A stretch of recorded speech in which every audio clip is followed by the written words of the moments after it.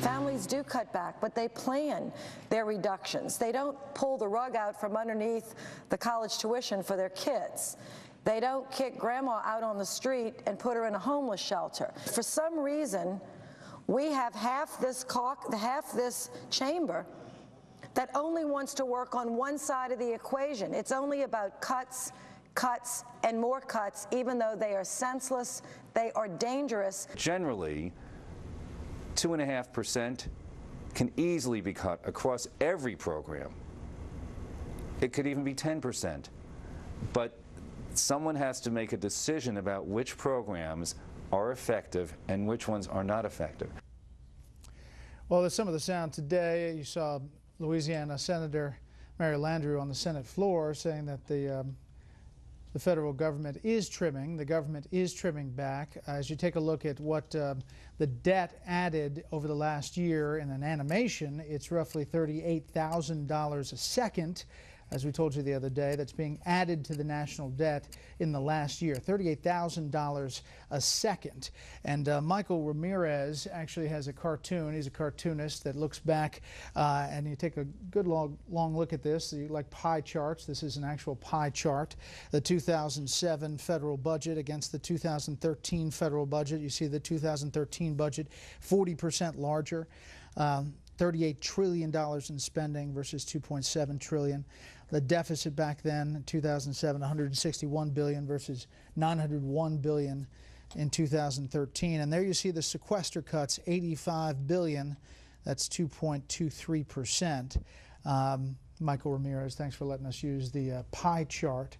We want to start this panel with a tweet from Laura Carlson. Laura Carlson from Iowa, I guess. Laura Carlson, IA. True sequestration numbers. What is the truth? Can President Obama decide what exactly, where in budget cuts can be made? And as we've been talking about, you know, they are cuts. They've been talking about cuts, but the federal government is still growing. It's how the sequester is implemented. But can President Obama, even as it's written, decide where these cutbacks, these decreases go? Steve. Well, there's some disagreement on this. The White House says basically, no, we have to do this across the board, and we have very little flexibility. You're going to hear from Republicans, and I think House Republicans specifically, that the White House, in fact, does have a fair amount of discretion, and it has to do in budget arcana with where the cuts that come as a result of the sequester actually take place. At what level of the government? Do they come at a level that is called programs, projects, and activities, or do they come at a higher level that's a broader category called the accounts level? I think Republicans believe that they come at the accounts level and want to make the case that that alone gives the president maneuverability, gives him the ability to move stuff around so that he doesn't have to assess these across the board. And in case the Republicans or to resolve the dispute, Republicans, I think, will include language in legislation coming up, and maybe in the next week, that will specify that the way that the Budget Control Act was written was meant to have these changes at the accounts level. So if they're right, and if that works, then they will send that to the Senate, and the Senate will have to choose whether they're going to give the president that authority or recognize that authority that he already has. And frankly, Mara, this meeting Friday, I mean, that could be one thing that's decided, is this transfer authority. It could be the final white flag that both sides say, okay, let's just do this. It could be, or it could be the beginning of negotiations for real deficit reduction. I mean, that I think is a real long shot. But we've gone through these dances before, and don't forget, the reason we're here is because both sides failed to make the grand bargain. The president the grand bargain is where the president agrees to entitlement cuts and the Republicans agreed to some kind of revenue increases. And since then, we've had a series of fiscal cliffs, and we're going to get more of them.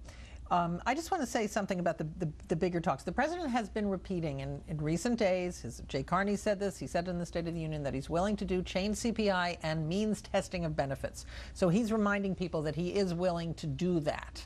And John Boehner said the other day that he's willing to close loopholes in the context of big tax reform that lowers rates. You know, if both sides were brave and creative, they could get something done. But why, you know, Just here we wanted are to at say the, that. I know, but here we are at Just the wanted to last say that. day before Yeah, this yeah, thing kicks yeah. in. But you know what makes people, the Jim Angle story, I said, makes people just so mad. The $6 billion on lessons about democracy and decision making from fish.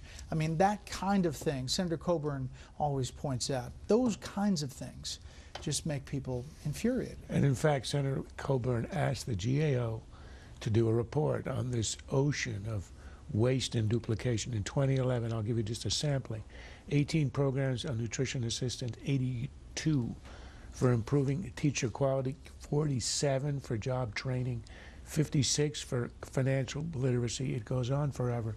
And it includes $1 billion that the government has sent in the last decade to 250,000 dead people.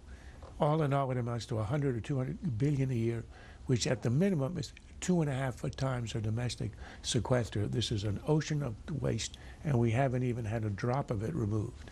We have more of this in this panel on the online show in just a minute. That's it for this panel.